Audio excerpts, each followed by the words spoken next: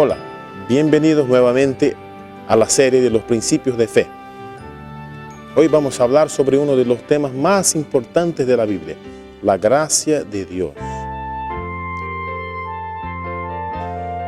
La gracia es un concepto extraño a la naturaleza humana. Estamos acostumbrados a visualizar algo, usar nuestras fuerzas para alcanzarlo, y una vez atingido el blanco, disfrutamos el sabor de la victoria. Nos sentimos realizados cuando alcanzamos algo bueno por nuestros propios méritos.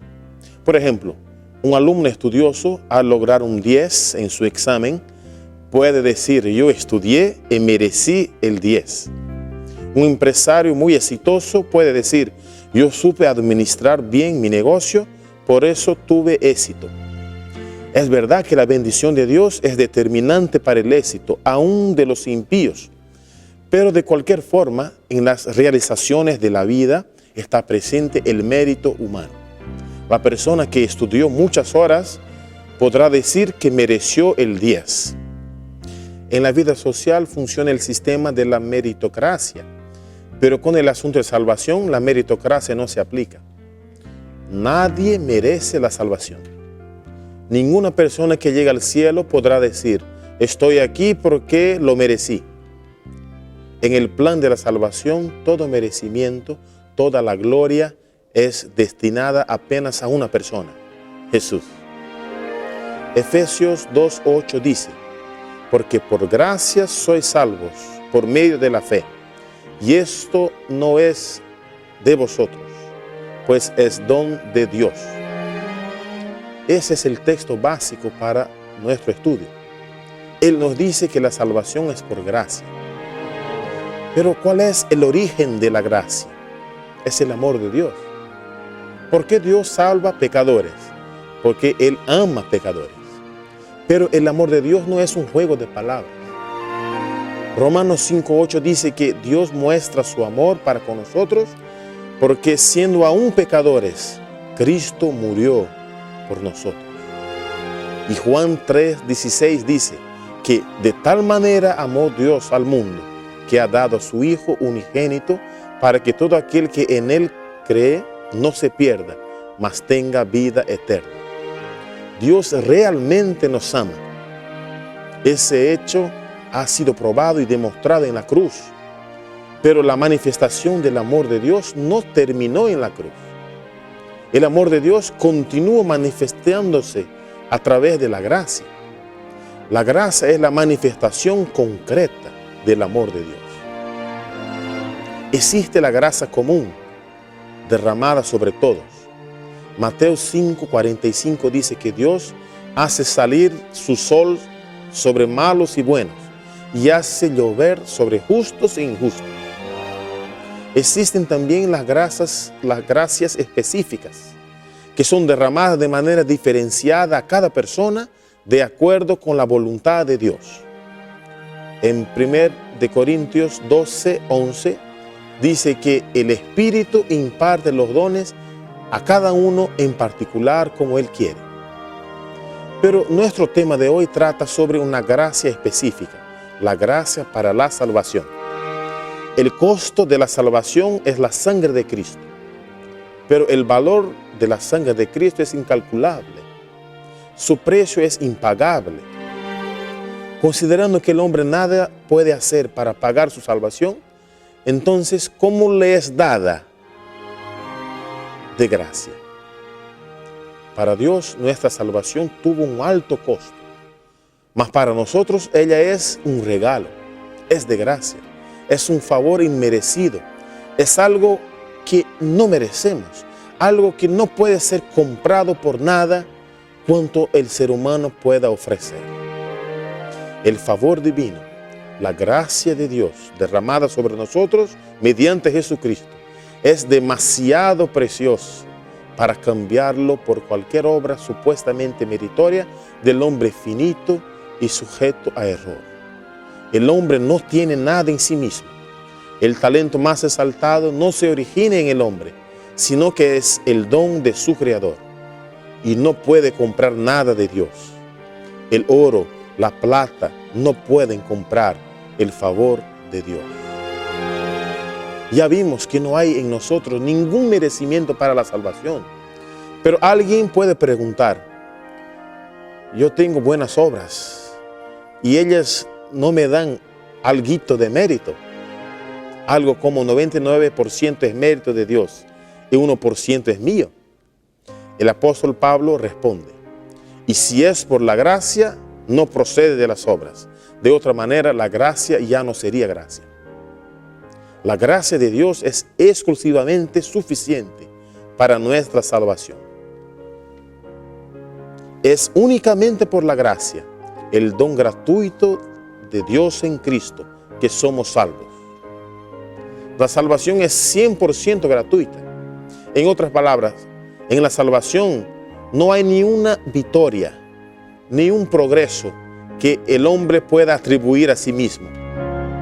Primera de Corintios 4:7 dice, pues ¿quién te concede alguna distinción?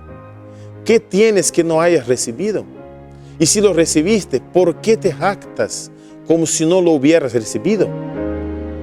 Vamos a dirigir la pregunta así a nosotros. ¿Qué tengo de bueno que originalmente es mío? Nada.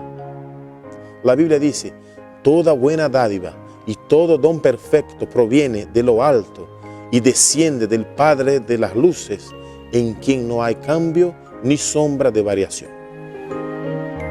En las cosas espirituales, todo lo bueno que tengo, todo el bien que hago, procede del Padre de las luces.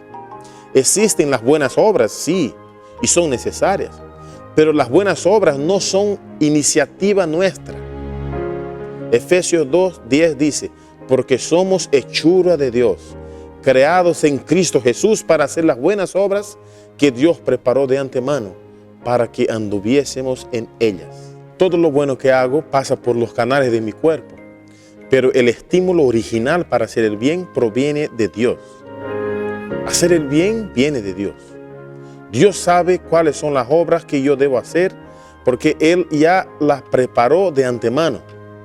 Por lo tanto, las buenas obras que yo hago no provienen de mí, sino de Dios. La gracia de Dios es todo para nosotros. Ella no solamente es suficiente, ella es abundante. El apóstol Pablo hizo una comparación entre la gracia y el pecado. Nosotros vivimos en un mundo pecaminoso, en que se ve depravación, miseria y violencia por todas las partes. Pero Pablo entendió que la gracia es más abundante que el pecado. Observe lo que él dice. Pero el don no es como la ofensa, porque si por la ofensa de aquel uno murieron muchos, ¿cuánto más abundaron para muchos la gracia de Dios y la dádiva por la gracia de un solo hombre, Jesucristo? La ley entró para agrandar la ofensa, pero en cuanto se agrandó el pecado, sobreabundó la gracia. Cuando recibimos la gracia, adquirimos poder para hacer lo que por nuestras fuerzas jamás conseguiríamos hacer. No tenemos fuerza en nosotros mismos para obedecer a Dios, mas por medio de la gracia de Cristo podemos realizar todo lo que Dios requiere. Sin la gracia de Cristo, el pecador está en una condición desvalida. No puede hacer nada por sí, pero mediante la gracia divina se imparte al hombre poder sobrenatural. Mediante la comunicación de la gracia de Cristo, el pecado es discernido en su aborrecible naturaleza y finalmente expulsado del templo del alma. Mediante la gracia somos puestos en comunicación con Cristo para ser asociados con Él en la obra de salvación. Un pensamiento interesante dice lo siguiente: la gracia es un atributo de Dios puesto al servicio de los seres humanos indignos. Nosotros no la buscamos, sino que fue enviada en busca nuestra. Nosotros naturalmente no tenemos la iniciativa de buscar a Dios, pero Él se interesa por nuestra salvación y por eso Él crea medios por los cuales su gracia puede ser impartida. Los medios de gracia son los instrumentos usados por Dios para que nos acerquemos y seamos más dependientes de Él. La Iglesia Católica entiende que los medios de gracia son los 7 sacramentos, considerados dones de Cristo a través de la Iglesia, que es la que imparte la gracia. En el concepto católico, los ritos, las ceremonias y aún las cosas usadas en ellos, como el pan y el vino, son considerados medios de gracia. Nuestra posición es diferente a la posición católica. Creemos que la gracia no es impartida exclusivamente por la Iglesia, pero directamente por el Señor a toda la humanidad. Los medios de gracia son los recursos empleados por Dios para derramar gracia sobre sus hijos. No hay virtud en los propios medios y nosotros también no tenemos ningún mérito por recibirlos. Existen diversos medios que Dios usa para impartir gracia sobre nosotros. Ahora vamos a hablar sobre algunos de ellos. 1. La oración. La Biblia dice, orad sin cesar. ¿Qué significa orar sin cesar? Significa estar conectado a Jesús en pensamiento en todos los momentos. El propio Cristo nos aconseja estar vigilantes y en oración. Velad y orad para que no entréis en tentación. La oración es el aliento del alma, es el secreto del poder espiritual. No puede ser sustituida por ningún otro medio de gracia y conservar, sin embargo, la salud del alma. La oración pone el corazón en inmediato contacto con la fuente de la vida y fortalece los tendones y músculos de la experiencia religiosa. 2. Las reuniones en la iglesia. Actualmente hay muchos que se dicen cristianos, pero no quieren ir a la iglesia. Ellos están desperdiciando un excelente medio de gracia. La Biblia dice, no dejemos de congregarnos como algunos tienen por costumbre. Más bien, exhortémonos y con mayor razón cuando veis que el día se acerca. Existen bendiciones que son dedicadas al pueblo de Dios que se reúne para adorarlo colectivamente. Jesús habló del privilegio de reunirse. Él dijo, porque donde 2 o 3 están congregados en mi nombre, allí estoy yo en medio de ellos. 3. El culto familiar en la mañana y en la tarde. Dios desea derramar su gracia sobre nosotros y nuestra familia. Cuando la familia se reúne para adorar a Dios, todos sus miembros reciben abundante gracia. Aún no sea posible adorar en la iglesia todos los días, el culto familiar suple nuestra necesidad de la adoración colectiva. La Biblia dice, así que hermanos, os ruego, por las misericordias de Dios, que presentéis vuestros cuerpos como sacrificio vivo, santo y agradable a Dios, que es vuestro culto racional. Así como los israelitas realizaban los sacrificios de la mañana y de la tarde, nosotros también podemos ofrecer diariamente el culto a nuestro Dios, en la mañana y en la tarde. ¿Qué puedo hacer para merecer la gracia? Nada. Sin embargo, existe una condición para que ella sea derramada: la humildad. La persona más sencilla, el más iletrado, como también el intelectual más refinado, necesitan humillarse delante de Dios. La Biblia dice que el Señor resiste a los soberbios, pero da gracia a los humildes.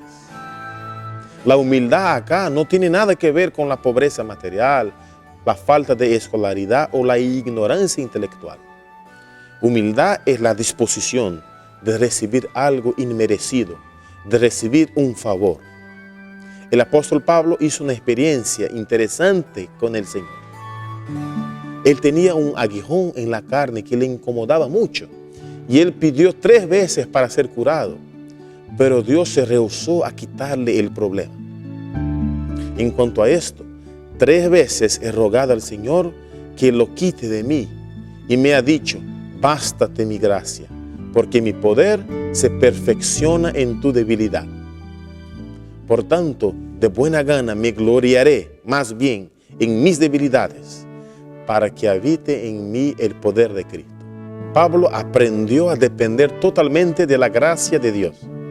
Muchas veces él estuvo en situaciones en que sus habilidades no le servían de nada, pero él confiaba en el Señor y sus necesidades eran suplidas, a veces de forma milagrosa.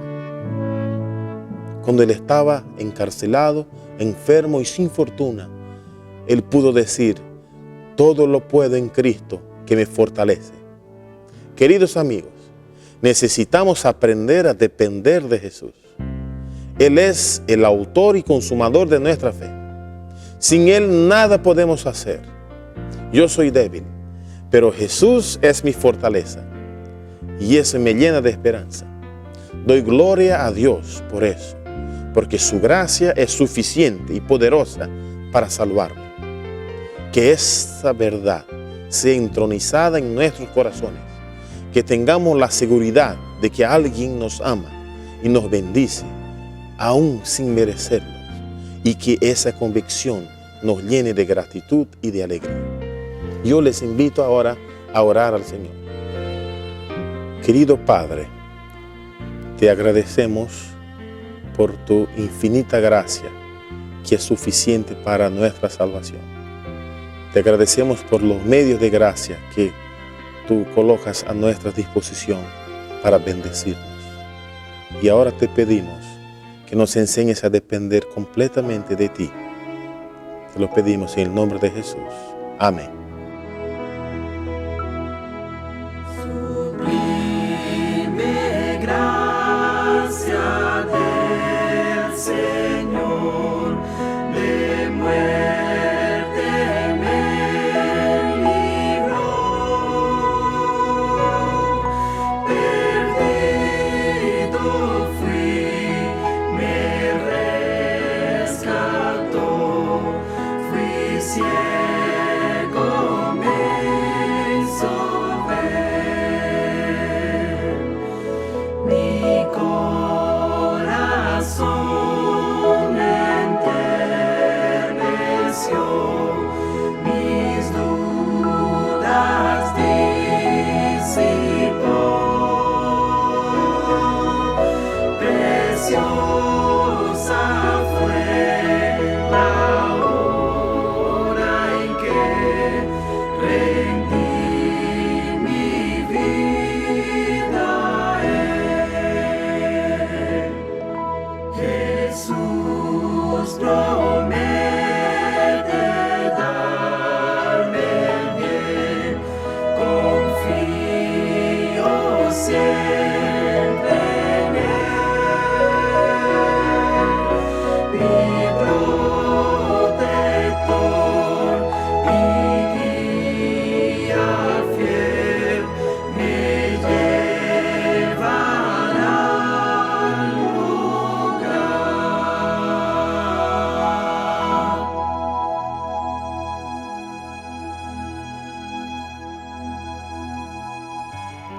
Querido oyente, agradecemos por tu asistencia y te invitamos para el próximo tema.